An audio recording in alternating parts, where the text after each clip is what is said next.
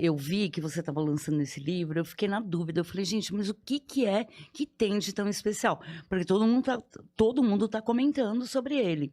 O que Ah, que bom! É, muito Adorei legal. saber disso. E você é uma mulher super pra frente, super, sabe, atuante. O que que tem de especial nesse livro? A diversidade. Nós temos uma diversidade de mulheres e de história que eu garanto para vocês. Não existe um outro livro colaborativo tão diverso.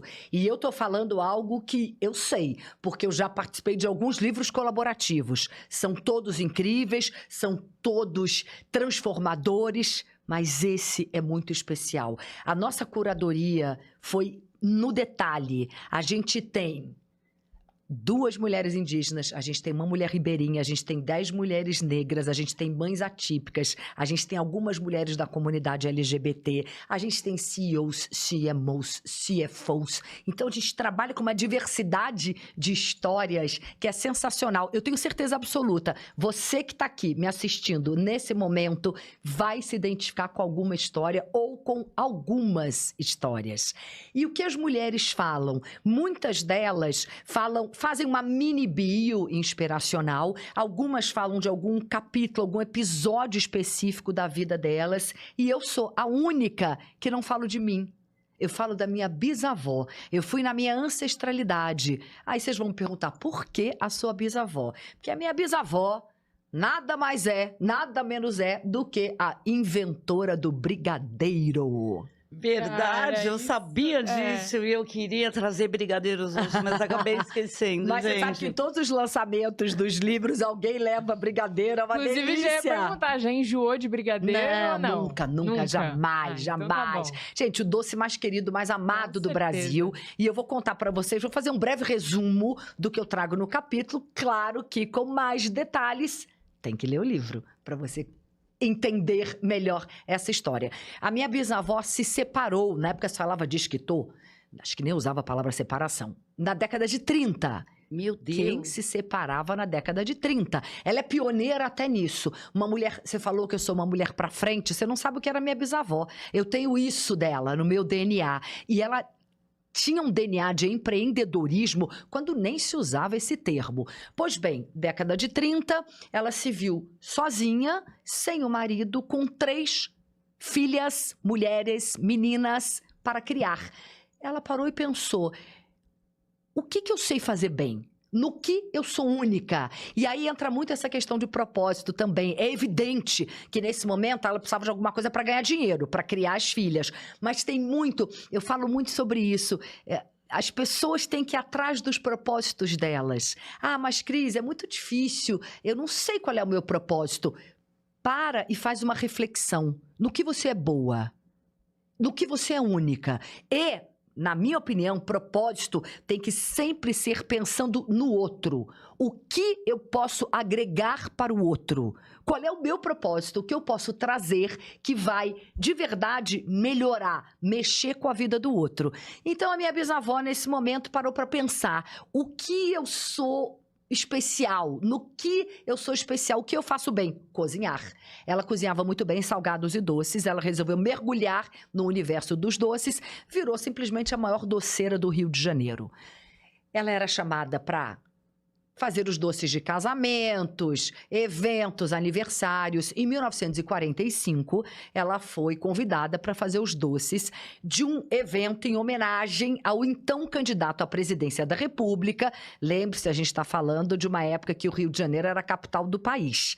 Brigadeiro Eduardo Gomes. E aí ela parou para pensar nos doces que ela ia servir naquele evento. Evento muito provavelmente para arrecadar dinheiro para a campanha dele. Ele acabou não sendo eleito, como o Brasil inteiro sabe. E ele foi candidato 2 vezes. Uma das vezes ele até era o favorito, mas acabou não sendo eleito. Ela parou para pensar nos doces que ela ia fazer e ela teve uma ideia. Eu vou criar um doce e vou colocar o nome de brigadeiro. por causa do Brigadeiro Eduardo Gomes. E aí tem algo que é interessante, que eu não conto no livro. Dizem que o Brigadeiro Eduardo Gomes era um homem muito bonito. E ele era solteiro. Então, as mulheres da sociedade carioca achavam o Brigadeiro um homem especial. E a minha bisavó, que não é boba nem nada, deve ter achado graça no Brigadeiro também. Por isso resolveu fazer um doce em homenagem a ele. Foi assim que surgiu. O dia era 10 de setembro de 1945, ou seja, o Brigadeiro acabou de fazer 80 anos. Então, juntando essa data comemorativa com o fato dela ser minha bisavó, ela não tem o meu sobrenome porque ela é minha bisavó por parte de mãe. O nome dela é Heloísa Nabuco. Juntando tudo isso, eu falei, eu vou escrever sobre ela. Eu sempre tive muito orgulho dela, eu convivi pouquíssimos anos com ela, eu era muito pequena quando ela faleceu, mas eu me lembro dela. E ela era uma mulher muito pra frente mesmo. Imagina, lá atrás, quando ela começou a ter cabelo branco, ela pintava o cabelo e deixava uma mecha branca. Quem fazia isso? Quando ela começou a ter maior possibilidade financeira, ela viajava pra Europa sozinha, uma mulher sozinha. Estou falando de décadas e décadas atrás. Ela adorava participar de leilões, participava de leilões sozinha. E foi assim que ela educou e criou muito bem as 3 filhas dela. Uma delas, a minha avó, que eu sempre ouvi muito a minha avó. Minha avó já faleceu, eu sempre também amo homenagem a ela. Esse livro, não só a vovozinha, a gente chamava a minha bisavó de vovozinha. Todo mundo chamava. É uma homenagem não só à vovozinha, mas também à minha avó, Lúcia, que era a filha do meio da vovozinha. E tem uma questão interessantíssima, que é o seguinte: a receita original do brigadeiro tem um ingrediente que ninguém sabe, é igual Coca-Cola, é segredo de família, só a gente sabe. É um ingrediente que pode ser que as pessoas prefiram sem ele. Eu, como eu tenho essa questão de nostalgia do brigadeiro original, gosto muito mais com esse ingrediente, mas não adianta perguntar que eu não vou contar. Ah, não, Cris, você vai ter que mandar... Agora eu tô curiosa. Eu não conto nem no livro. Não, mas Mas você... dá uma dica. Vamos dá... não vou dar dica. Ela não vai dar dica. Não vou mandar, não porque vai. se eu não vai mandar pra gente? Não, porque se eu mandar, vocês vão identificar qual é o ingrediente. Sério? Um dia, quem sabe, eu conto. Mas na sua casa você faz... O original. Original. É óbvio. Eu vou descobrindo da sua casa. A gente vai lá casualmente comer brigadeiro com ela. Eu sou muito doceira e eu amo brigadeiro. E é uma Você coisa imagina, gente, a minha bisavó criou o doce mais amado do país. Do país. O doce que é muito amado Agora. fora do Brasil. Eu conheço N histórias de pessoas que vão morar fora e quando pedem, me faz uma receita que seja da sua terra.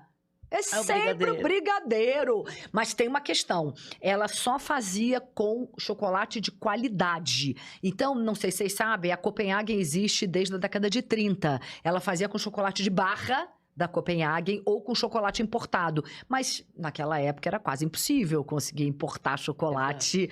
Então era mais no chocolate lá de barra da Copenhagen com uma qualidade excepcional. O brigadeiro dela era diferente. Nossa. Você tem a quem puxar, né? Você é uma mulher à frente do seu tempo. Eu só não puxei o dom dela da cozinhar. nada, zero. Eu sou péssima. Mas o brigadeiro você sabe. Não, isso é óbvio, né? Qual é o brasileiro que não sabe fazer brigadeiro? E sabe o que eu faço de madrugada? Naquela fominha, eu vou lá, assim, 3 da manhã, coloco lá na panela brigadeiro de colher. Ai, que É. delícia. Não fica uma maravilha, mas traz lombriguinhos. Tenho certeza que É. fica bem delícia. gostoso. Verdade.